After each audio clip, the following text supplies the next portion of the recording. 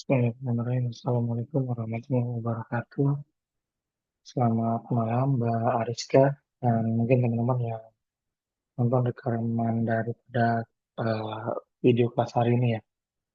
Jadi di sesi kali ini kita akan melanjutkan materi sebelumnya yang sempat tertunda minggu lalu seputar tentang Fibonacci trading.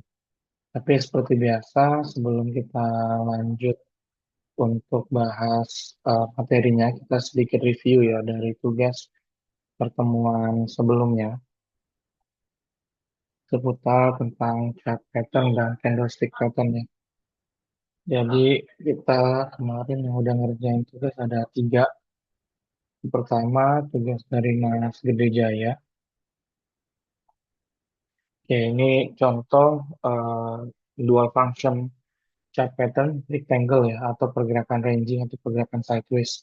Ini sama aja namanya rectangle atau pergerakan yang menyamping ya. Nah ini teman-teman bisa lihat ya, pergerakan ini membentuk area support and resistance horizontal yang mana ketika pola ini terbentuk kita bisa manfaatin area-area tersebut untuk beli dan jual. Nah, ketika arahnya nanti dijebol, kalau dia break out atas, itu berarti kita masih bisa hold karena dia akan masuk trend bullish. Tapi sebaliknya, kalau di saham, kalau dia breakdown level supportnya ya kita bisa pertimbangkan untuk pembatasan risiko.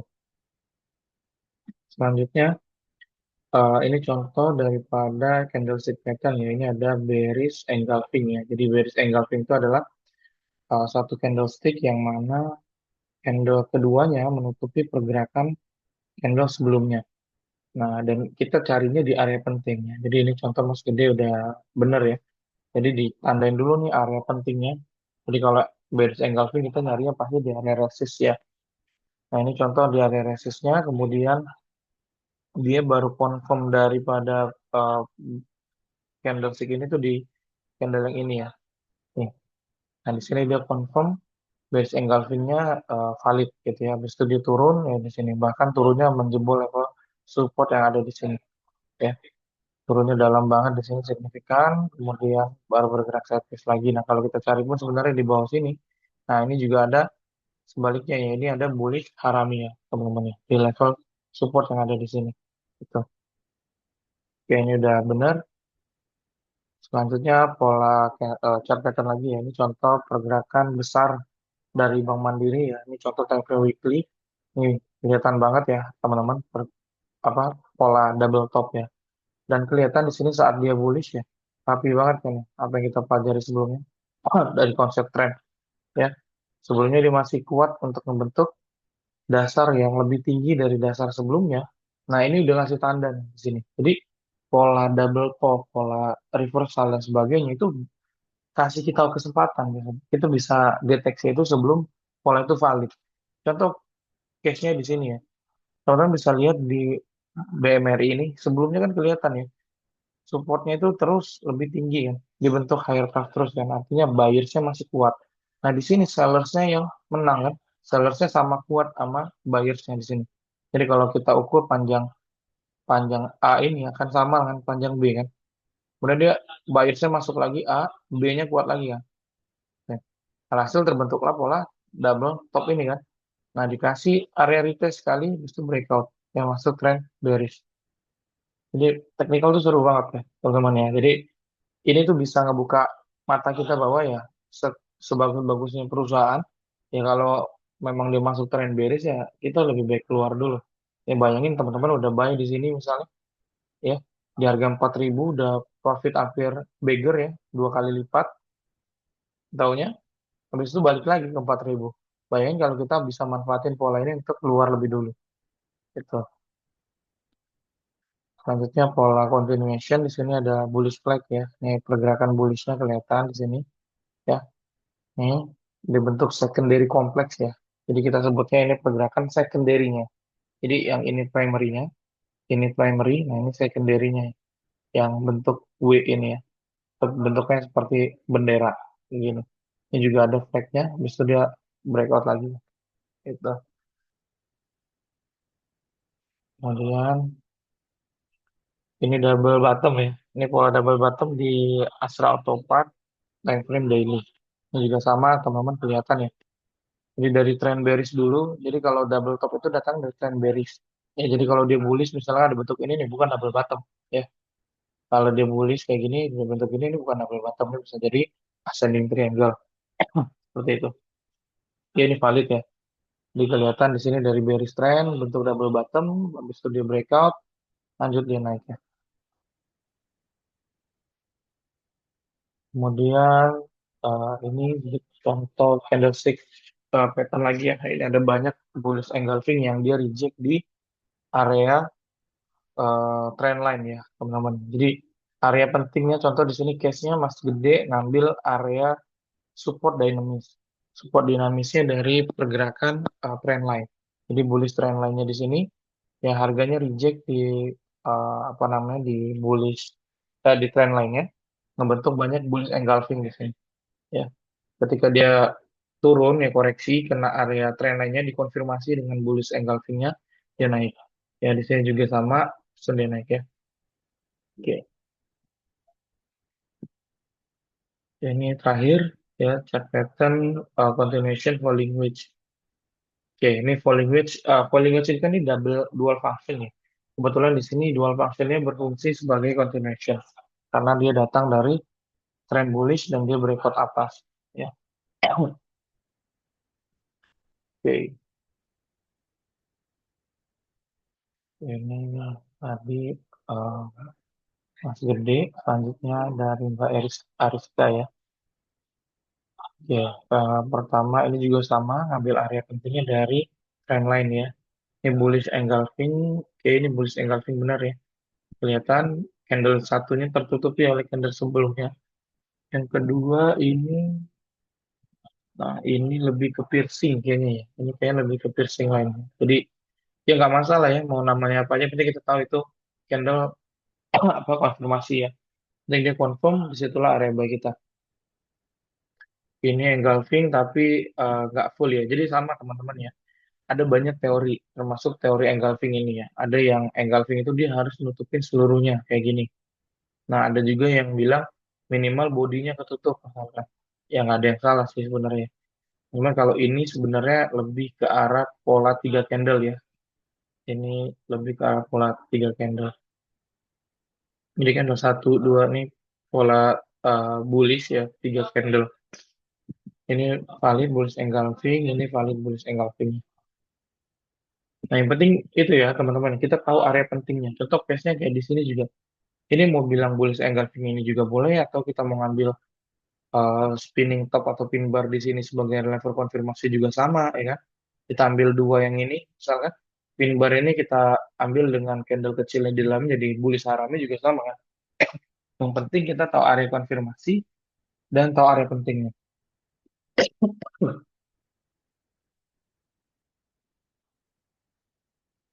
Oke, selanjutnya dual function chart pattern dari pola symmetrical triangle ya. Ini pergerakan sideways yang meruncing ya, teman-teman ya. Ini kan sebenarnya sideways ya.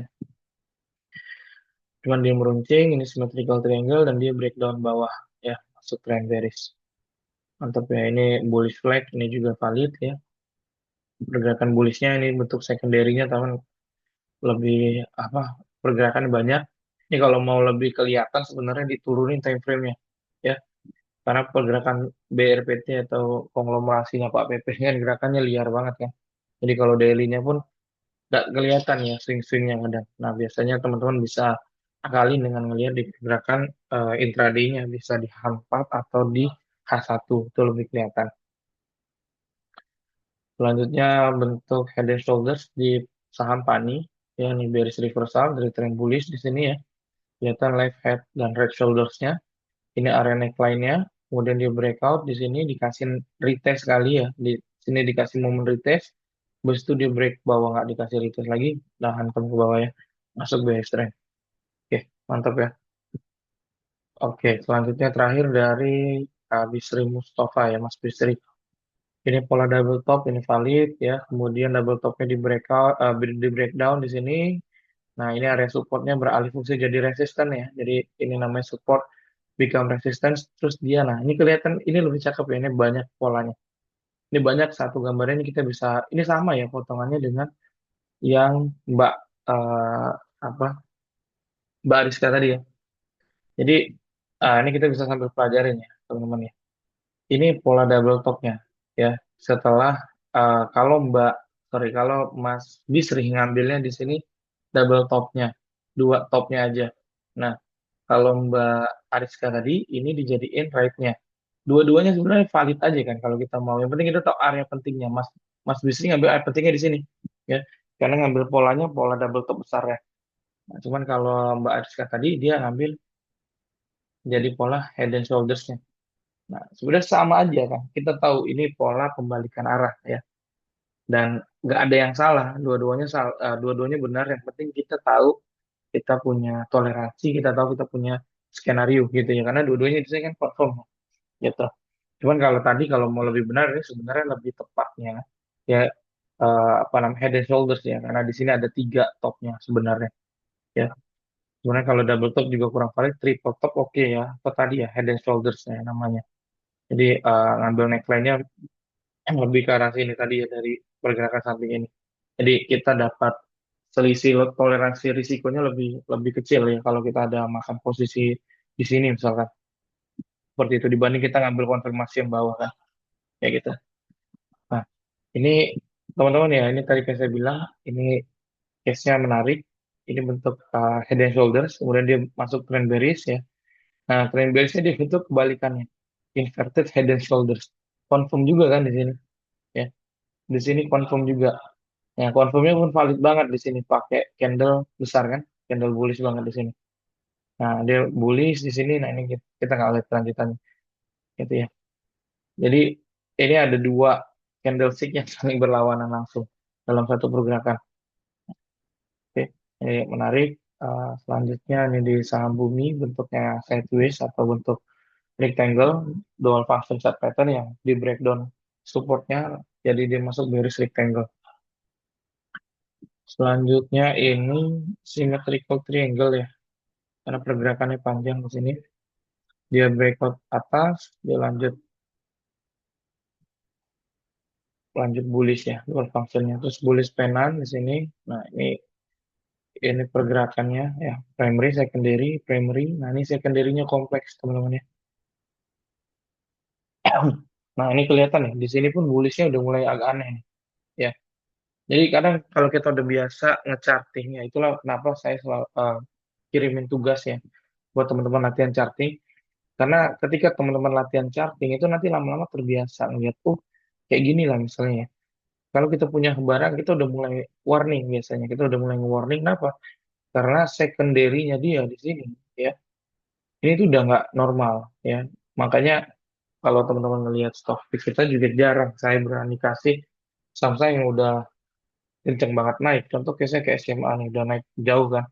Ya mungkin bisa aja sih ada beberapa case yang dilanjut gitu ya. Ya tapi di sini kan udah dapat gambaran bahwa di sini kan sellernya udah banyak yang jualan kan. Kenapa? Karena harganya turun udah signifikan. Ya buyersnya udah nggak ada yang lagi nampung. Ya orang udah ngerasa agak mahal, semua banyak yang jual dibanding yang beli. Gitu. Oke. Nah, clear ya untuk tugas minggu kedua, teman-teman. Oke, nah kita akan lanjut ke materi hari ini. Jadi materi hari ini kita masuk ke materi ke pertemuan keempat ya. Jadi kita udah clear nih dua pertemuan. Nah, pertemuan hari itu Fibonacci trading. Nah, kenapa saya berharap teman-teman menyelesaikan dulu dua pertemuan sebelumnya? Karena Fibonacci trading ini nggak akan bisa valid teman-teman pakai ilmunya kalau poin satu dua ini pertemuan satu dua teman-teman nggak paham. Karena Fibonacci nanti itu kita nggak cuma sekedar narik garis, tapi kita harus paham juga di mana swing high-nya, di mana swing low-nya, di mana kita bisa narik polanya, ya teman-teman. Nah, sebelum masuk ke Fibonacci trading, ya, mungkin teman-teman banyak bertanya apa sih makhluk ini ya Fibonacci ya. Mungkin yang udah eh, apa namanya yang ada di industrinya atau di pekerjaannya mungkin ada nih beberapa teman-teman yang udah kenal nih dengan istilah Fibonacci. Ada nggak yang udah paham konsep Fibonacci itu apa?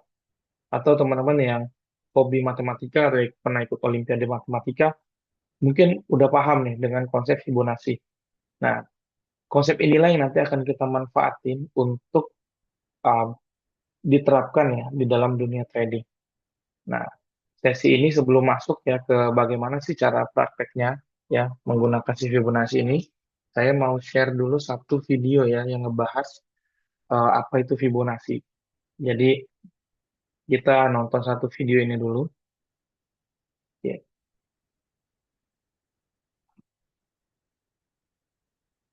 Nah, teman-teman kita nonton dulu ya videonya untuk menjelaskan apa yang dimaksud tentang Fibonacci karena ini suatu hal yang sangat-sangat menarik, teman-teman.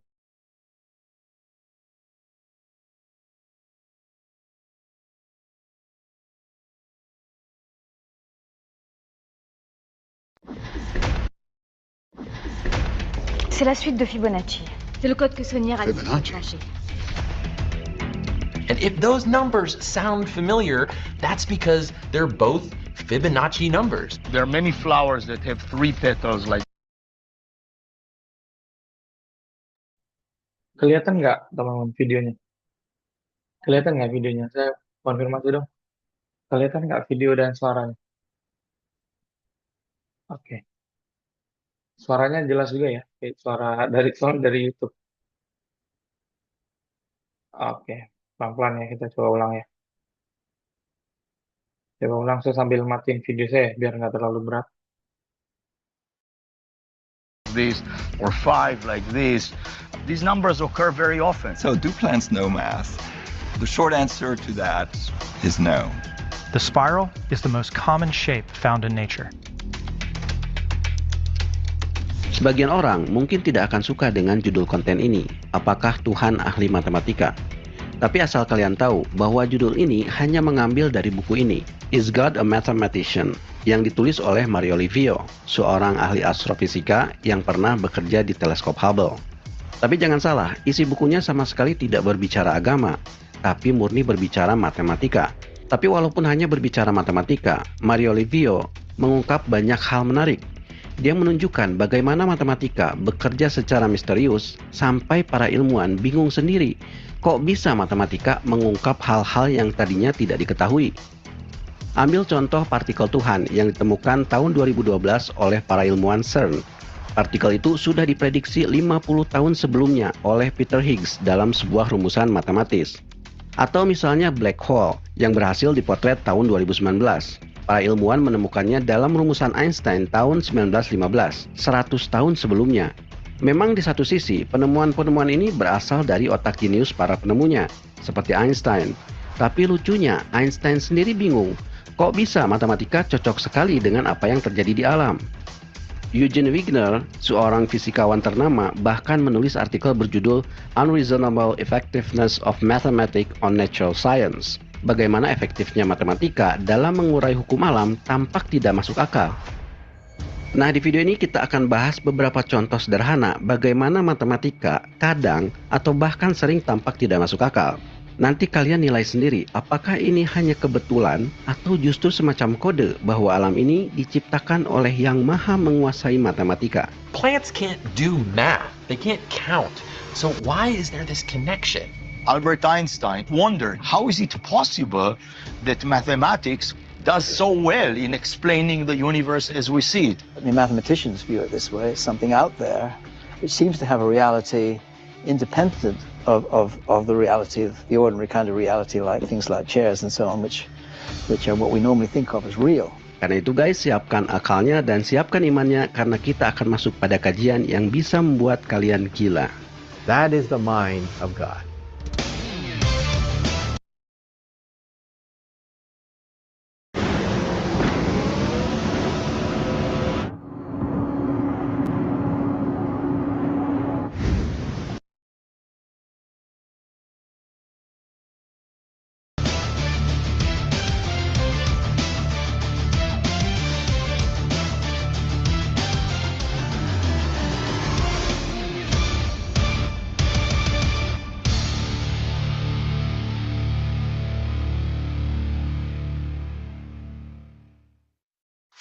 Kita mulai pembahasan ini dengan sesuatu yang sangat sederhana, yaitu lingkaran.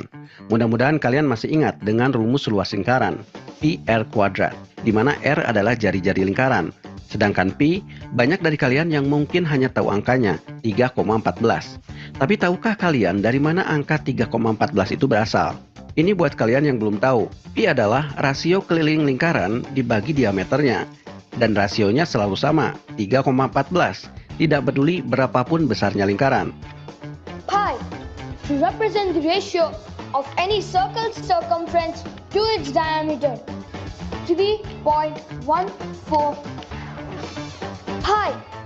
Tapi di sini kalian harus paham bahwa sebenarnya 3,14 pun bukan angka sesungguhnya. Ini angka sesungguhnya. Di belakang 3,14 masih ada angka berderet sangat panjang. Kok bisa sepanjang ini? Nah, di sini menariknya.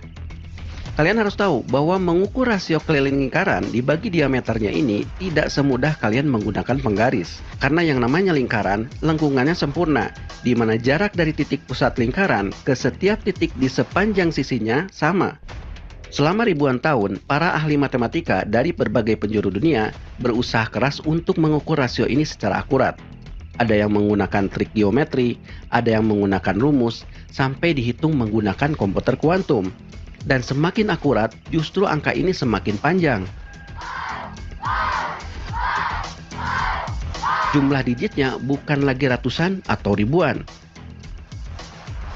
Komputer hari ini itu sudah menghitung sampai 105.000 triliun digit di belakang koma. Artinya tidak ada yang tahu nilai pi sebenarnya, karena tidak pernah ada ujungnya. So when did they finally figure out the exact value instead of just estimating? Actually, never. Jadi di sini lucunya, karena nilai pi ini tidak pernah ada ujungnya, artinya kalian sebenarnya tidak akan pernah bisa menghitung luas lingkaran atau keliling lingkaran dengan sempurna. Atau dalam kata lain, lingkaran sempurna itu sebetulnya tidak ada di dunia nyata.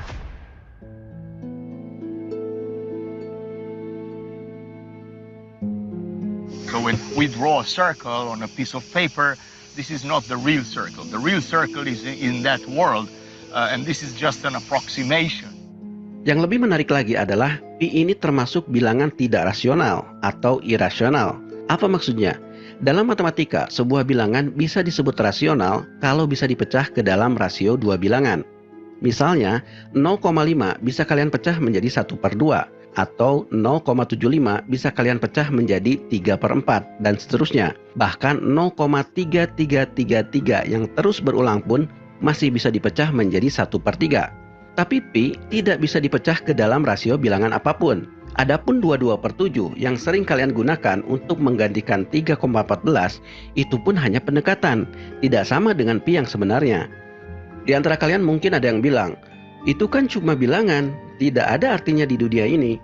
Siapa bilang? Semua yang ada di dunia ini secara natural akan cenderung mengambil bentuk lingkaran atau bulat.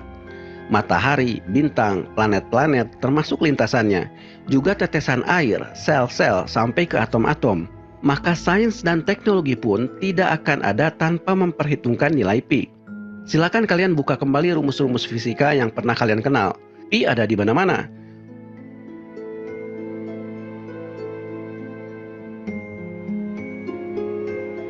Dan ini yang paling aneh, pi bahkan ada pada hal-hal yang sifatnya acak.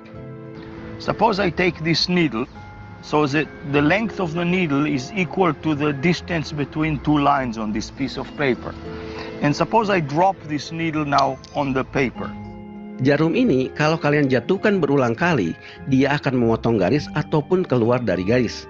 Yang anehnya, kalau kalian hitung semua jarum yang kena garis dan yang keluar dari garis, maka rasionya pun akan mendekati nilai pi. Hal yang sama bisa kalian lakukan dengan menggunakan papan dart. Kalau kalian lemparkan banyak sekali anak panah ke sebuah lingkaran secara acak, maka kalau kalian bagi jumlah anak panah yang masuk dengan jumlah anak panah yang keluar, nilainya juga akan mendekati nilai pi. 3.139. 3.139. Yeah! That is awesome. You can come close.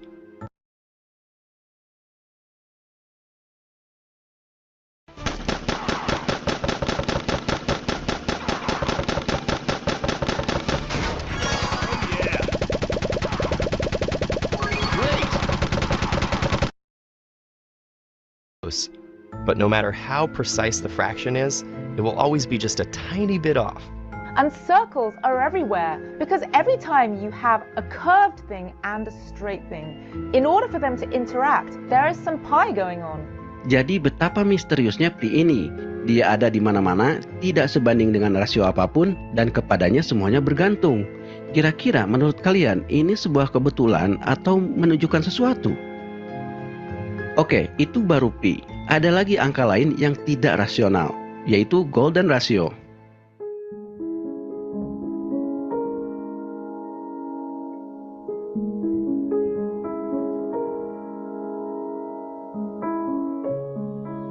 Golden ratio adalah ketika kalian membagi sebuah garis menjadi dua bagian, di mana rasio AB per AC itu sama dengan AC per CB. Rasionya 1,6180 sekian-sekian. Lagi-lagi, ini bilangan tidak rasional, karena tidak ada ujungnya dan tidak bisa dipecah ke rasio bilangan apapun. Golden ratio ini pertama kali diungkapkan dalam bukunya Euclid, berjudul Elements, abad ke-5 sebelum Masehi. Euclid, kalau kalian tidak tahu, dialah yang pertama kali mengenalkan dasar-dasar geometri seperti yang kalian pelajari di sekolah dasar. Nah, walaupun golden ratio ini cukup sederhana, hanya tentang rasio panjang garis, tapi ternyata rasio inilah yang mengendalikan hampir semua ukuran di alam ini. Yang paling mudah bisa kalian temukan di tubuh kalian sendiri. Panjang lengan kalian dari siku ke ujung jari dengan siku ke bahu, rasionya 1,6. Begitupun dengan pusar ke ujung kaki dengan pusar ke ujung kepala, rasionya 1,6. Begitupun dengan anggota tubuh lainnya seperti jari-jari tangan. Terlebih di wajah, posisi mata, hidung, alis, bibir, semuanya adalah golden ratio. Maka tidak heran kalau golden ratio ini sering dijadikan patokan kecantikan seseorang. And width of the face is in golden ratio. Eyebrows as well, from the end to the arch to the length of the eyebrow, they are in golden ratio proportion.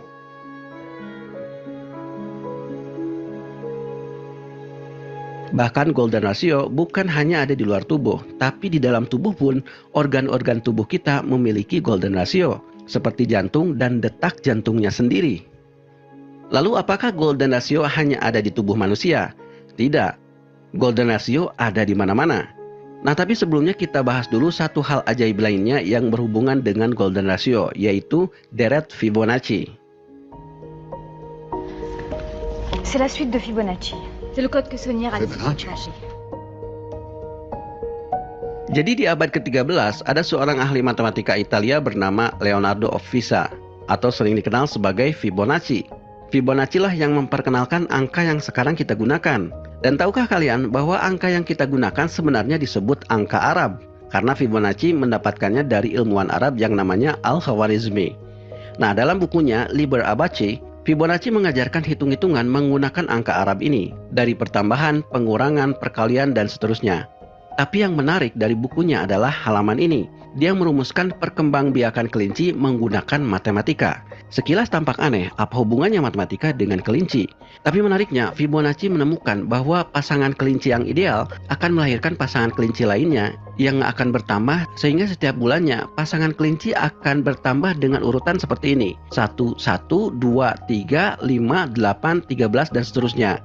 Ternyata ini adalah pola matematis. Setiap angka yang muncul dalam deret ini adalah penjumlahan dari dua angka sebelumnya. So 1 plus 1 is 2.